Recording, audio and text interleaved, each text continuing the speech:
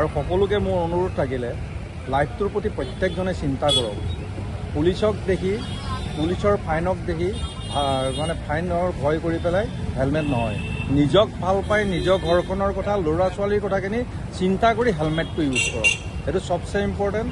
সকলো ৰাইজলৈ অনুৰোধ থাকিল, আপোনালোকৰ লাইফটো খুব ইম্পৰ্টেণ্ট। লাইফটো বচোৱাটো প্ৰত্যেকজনে চেষ্টা কৰক।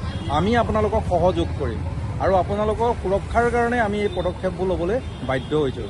গতিকে সকলোৱে যাতে আৰক্ষী প্ৰশাসনৰ লগত এই হেলমেট, ছিট বেল্ট ইউজত সহায় কৰে, সেইটো অনুৰোধ থাকিল।